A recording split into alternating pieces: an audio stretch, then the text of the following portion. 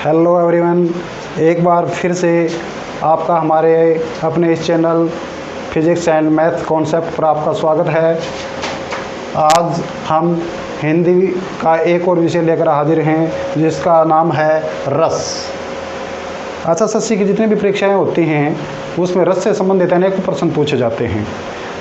तो आज हम इसलिए एक बहुत ही महत्वपूर्ण अध्याय जिसमें से हर बार प्रश्न पूछे जाते हैं रस वो लेकर हाजिर हैं।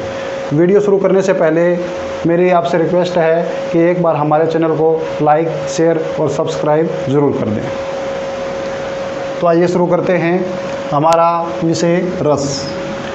हिंदी साहित्य में 9 रस माने गए हैं। कोई भी कवि होता है वो अपनी रचना को आकर्षक बनाने के लिए उसमें अनेक चीज़ों का प्रयोग करता है, जैसे अलंकार हैं, छंद है, रस हैं, गुण हैं, शब्द शक्ति हैं। उनमें से एक महत्वपूर्ण भाग है रस। जिस प्रकार रस के नाम से ही पता चलता है कि ये आनंद की अनुभूति होती है।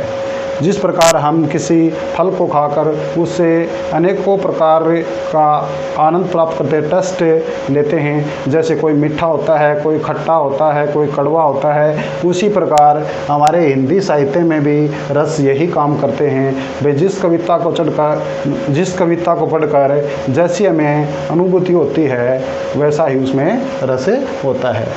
तो आइए हम देखते हैं हमारा पहला रस। हर रस के साथ एक भाव जुड़ा हुआ होता है। तो हमारा पहला रस है श्रृंगार रस और इसका भाव स्थायी भाव होता है रति। श्रृंगार रस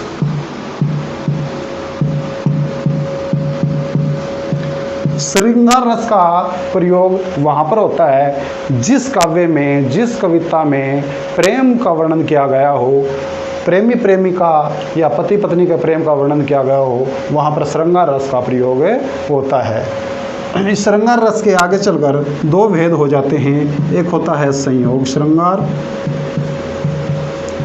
दूसरा होता है वियोग श्रृंगार। वियोग श्रृंगार, संयोग श्रृंगार का प्रयोग वहाँ पर होता है जहाँ पर 2 प्रेम करने वाले पास पास साथ में खुशी से रह रहे हों, वहाँ पर संयोग श्रृंगार का प्रयोग होता है।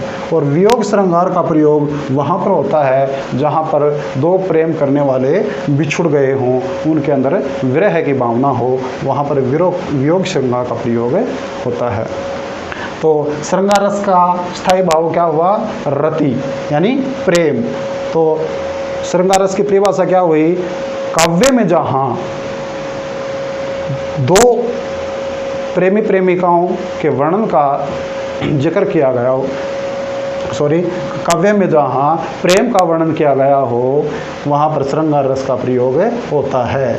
इसके 2 भाग हैं, एक संयोग श्रृंगार और एक वियोग श्रृंगार। संयोग श्रृंगार जहाँ पर पास पास रह रहे हों प्रेम करने वाले, और वियोग श्रृंगार जहाँ पर बिछुड़ गए हों। दूसरा रस है हमारा वीर।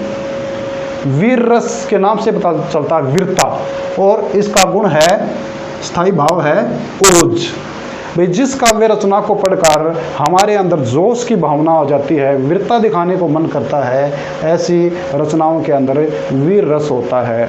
जैसे कि झांसी की रानी लक्ष्मीबाई की जो कविताएं हैं और महाराणा प्रताप की जो कविताएं हैं, स्वतंत्रता संग्राम के समय की जितनी भी कविताएं हैं जिनमें हमारे स्वतंत्रता सेनानियों ने वीरता का परिचय दिया है, वहाँ पर वीर रस का प्रयोग हुआ है। तीसरा हमारा है हास्य रस।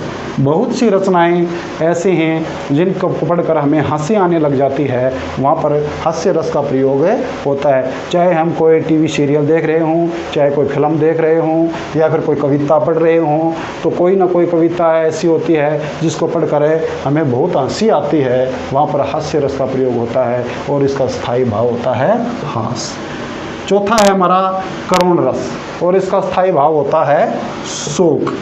तो ये बहुत सी रचनाएं ऐसी होती हैं जिनको पढ़कर हमें करुणा की भावना उभर आती है हमारे अंदर और शोक करने लग जाते हैं। जैसे किसी के परिवार पे कोई दुख आया हुआ हो, उसका जिक्र हो, या फिर कोई विपदा आई हो, बहुत भयंकर विपदा, और हम कुछ कर भी नहीं सकते हों शोक मनाने के सिवा, तो वहाँ पर करुण रस का प्रयोग होता है। यानी जिस काव्य में करुणा दर्शाई गई हो वहाँ पर करुण रस का प्रयोग होता है।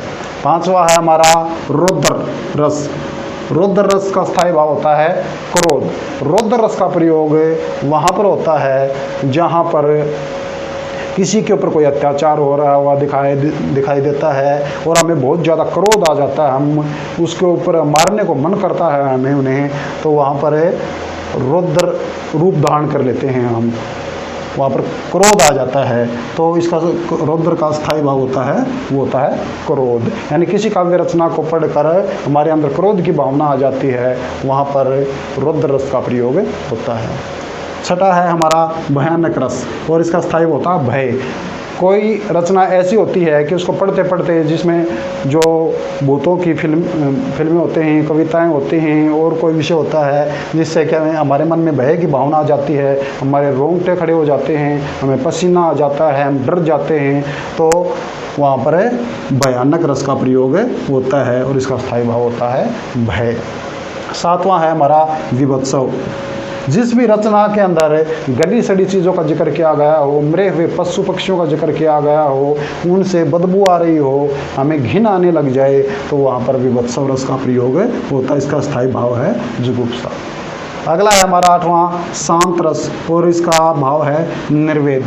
शांत रस का प्रयोग वहाँ पर होता है जहाँ किसी भी रचना को पढ़कर हमारे मन के अंदर कोई उथल पुथल, कोई हलचल पैदा नहीं होती है, बल्कि हमारे मन के भाव परिवर्तित ही नहीं होते हैं, तो वहाँ पर शांत रस का प्रयोग होता है और इसका भाव होता है निर्वेद। नौवां है हमारा अद्भुत रस, जिसमें भाई किसी कविता के अंदर किसी अद्भुत चीज़ का जिक्र किया गया कि हम आश्चर्य करने लग जाएं, विस्मय यानी आश्चर्य करने लग जाएं कि भाई ऐसा हो सकना संभव है या नहीं है, तो वहाँ पर अद्भुत रस का प्रयोग होता है। और एक 10वां हमारा वात्सल्य रस। वात्सल्य रस श्रृंगार रस का ही भेद माना जाता है।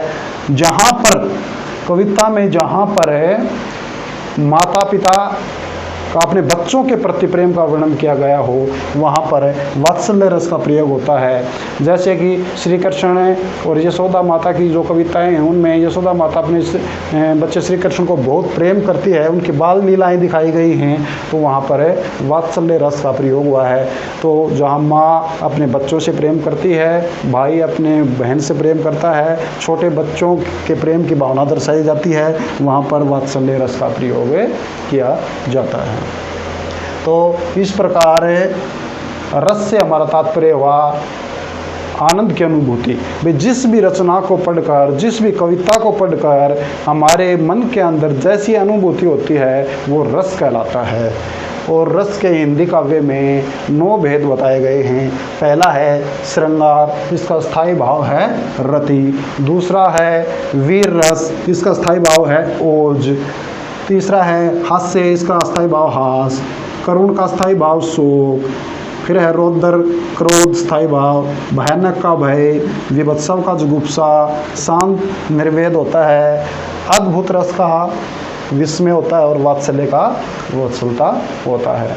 तो हमारी ये वीडियो आपको कैसी लगी ये कमेंट बॉक्स में ज़रूर बताएं, और एक बार हमारे चैनल को लाइक शेयर और सब्सक्राइब ज़रूर करें। एक बार